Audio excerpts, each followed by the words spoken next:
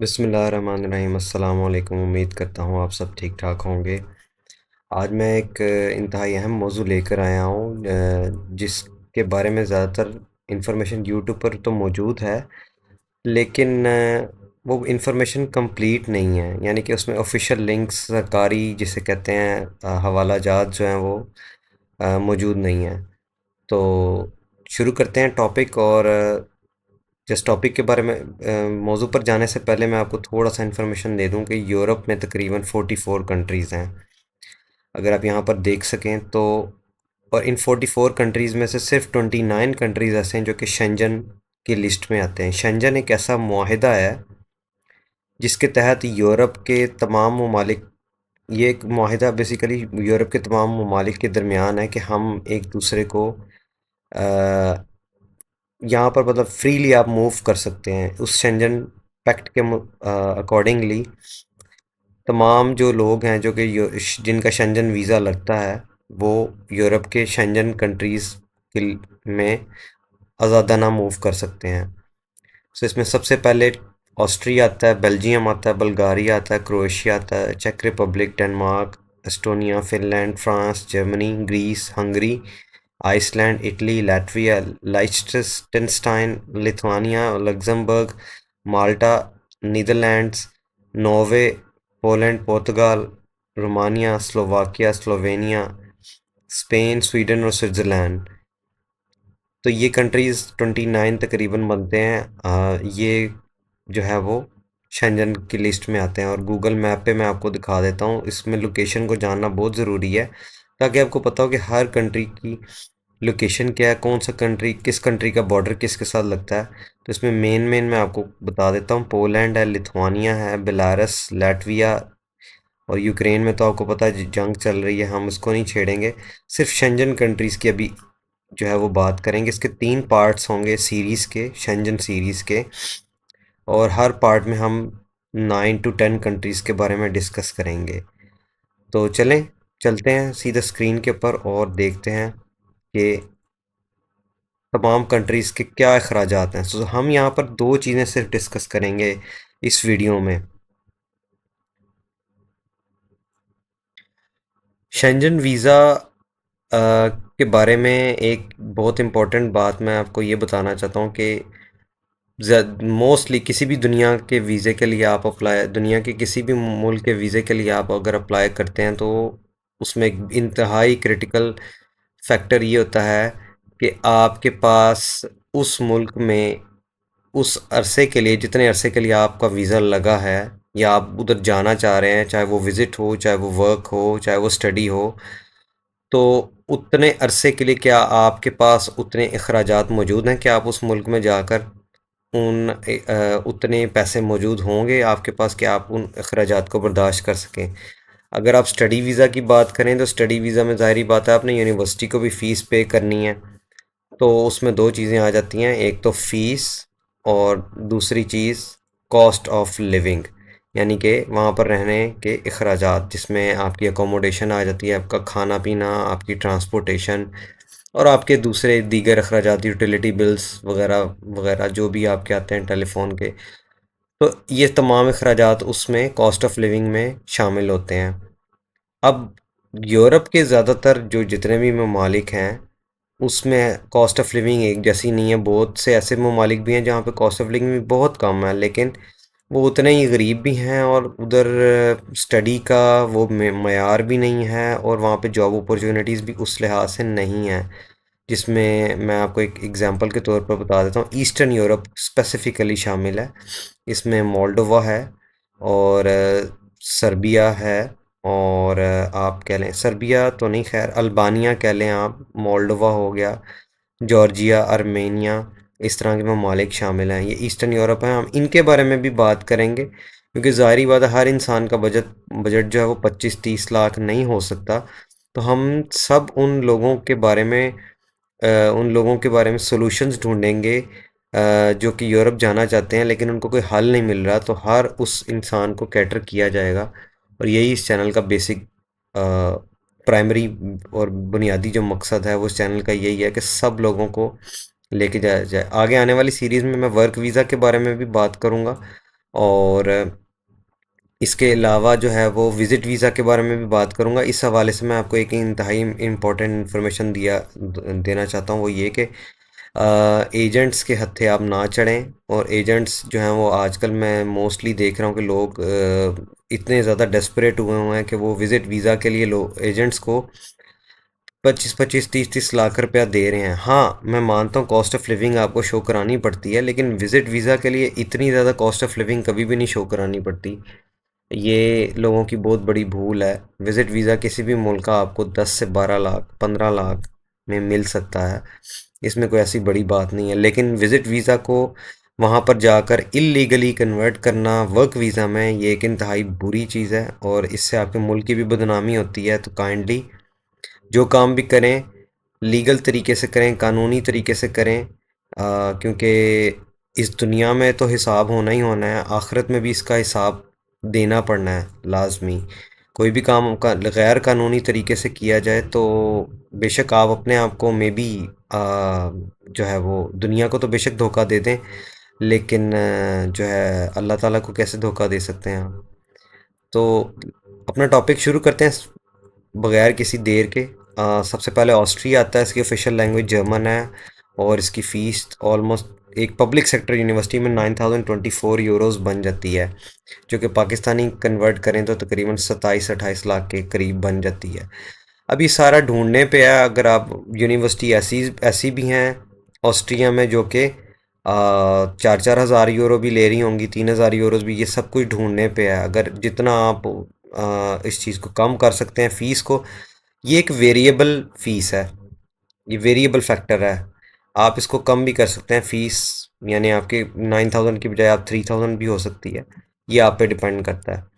और नेक्स्ट जो चीज़ है वो है कॉस्ट ऑफ लिविंग। ये हमेशा फिक्स्ड रहेगी और ये इसके ऑफिशियल लिंक जो कॉस्ट ऑफ लिविंग के है, यानी कि सरकारी वेबसाइट्स पे जो है वो मैं वीडियो की डिस्क्रिप्शन में दे दूंगा, वहाँ से जाकर लाजमी चेक करें। और जो भी बात कोई भी आपको यूट्यूब पे कोई भी क्रिएटर अगर आपको कोई भी बात कहता है तो उसको लाजमी क्रॉस वेरीफाई करना आपका फ़र्ज़ है। आप उसको लाजमी वेरीफाई करें, इर्द गिर्द के लोगों से पूछें, लेकिन सबसे पहले सरकारी जो उनकी वेबसाइट्स हैं ऑफिशियल वेबसाइट्स, उनसे लाजमी क्रॉस वेरीफाई करें, चेक करें क्या एक बंदा अगर कह रहा है, जो भी बात कह रहा है वो क्या वो ठीक भी है कि नहीं, या सिर्फ ऐसे बंगियां मार रहा है।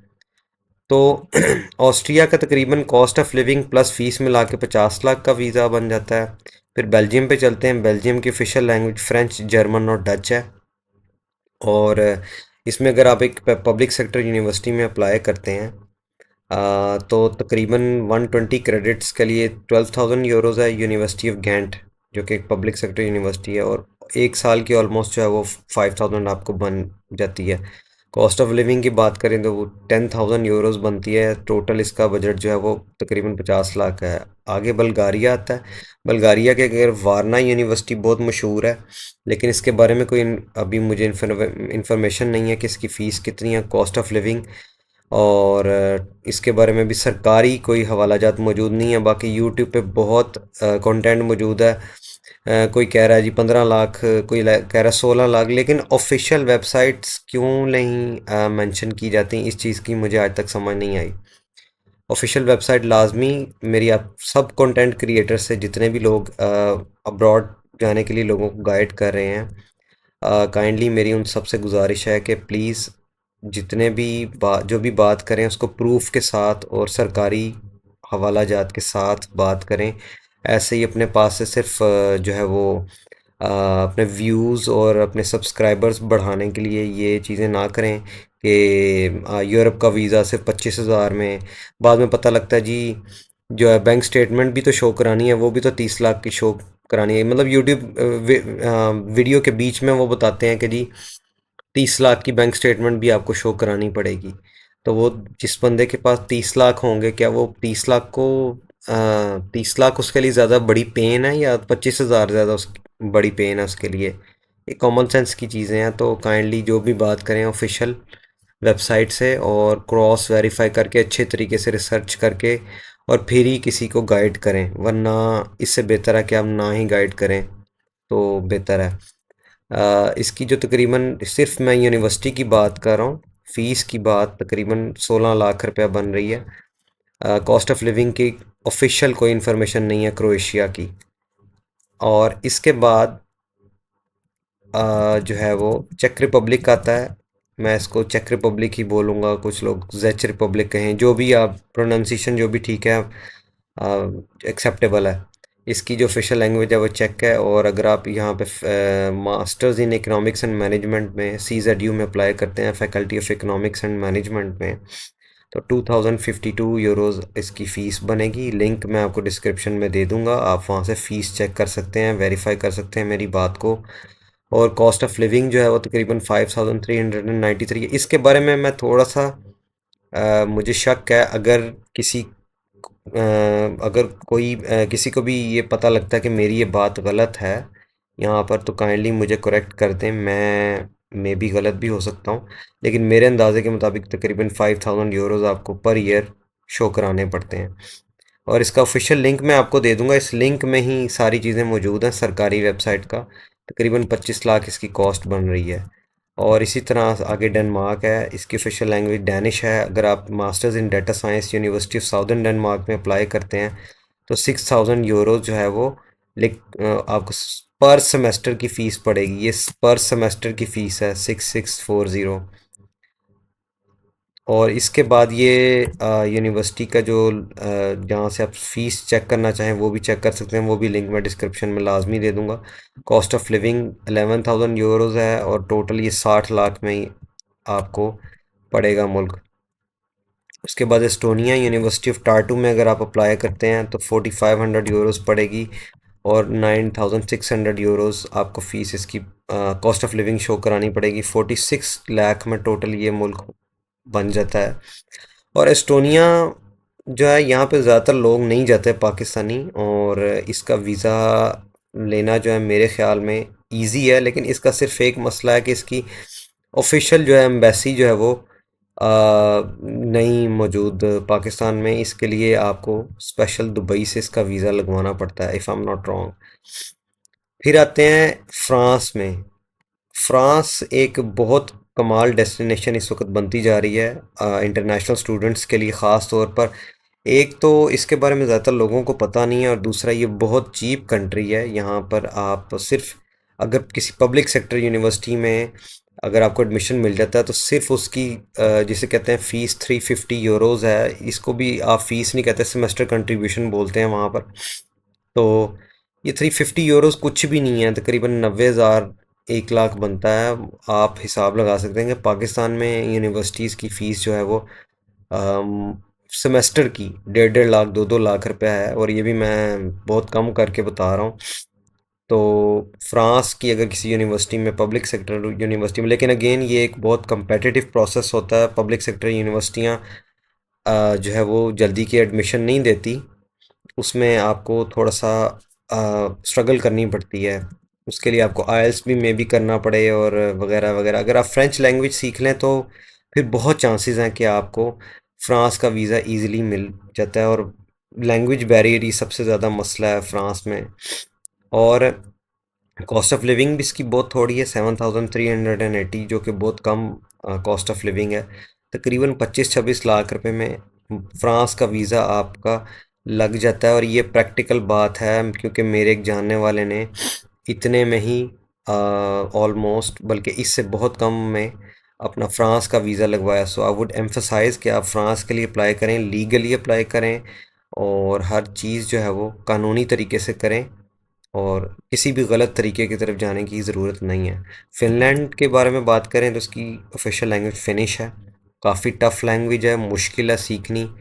और यहाँ पे लैंग्वेज बैरियर बहुत ज़्यादा है। और यहाँ पे अगर आप मास्टर्स इन डाटा साइंस में यूनिवर्सिटी ऑफ टैम्परे में अप्लाई करते हैं, तो 12,000 यूरोज़ की पर ईयर की कॉस्ट बनती है, जो कि काफ़ी ज़्यादा है। और कॉस्ट ऑफ लिविंग 9600 यूरोज़ है, जो कि काफ़ी कम है। टोटल जो है वो 71 लाख में ये बन जाता है। अगेन मैं आपको यही बताऊंगा कि यूनिवर्सिटी की फ़ीस जो है, इसको देख के आपने घबराना नहीं है, क्योंकि बहुत सी ऐसी यूनिवर्सिटियाँ फ़िनलैंड में भी आपको मिल जाएंगी जो कि बहुत थोड़े पैसों में 3000 4000 यूरोज़ में भी करवा रही होंगी। लेकिन अगेन सारी काम जो है वो रिसर्च की है। आपको रिसर्च उसमें करनी पड़ेगी और देखना पड़ेगा कौन सी यूनिवर्सिटी है। बहुत सी ऐसी फील्ड्स हैं जो कि बड़ी अंडररेटेड फील्ड्स आप कह लें, और उनकी फ़ीस बहुत थोड़ी होती है। तो आपको फ़िनलैंड में ऐसी बहुत सी यूनिवर्सिटियाँ मिल जाएंगी जो कि बहुत कम फ़ीस के साथ उन फील्ड्स में जो है आपको प्रोग्राम्स, डिफरेंट किस्म के प्रोग्राम्स ऑफ़र कर रही हैं। तो ये कंप्लीट इन्फॉर्मेशन थी।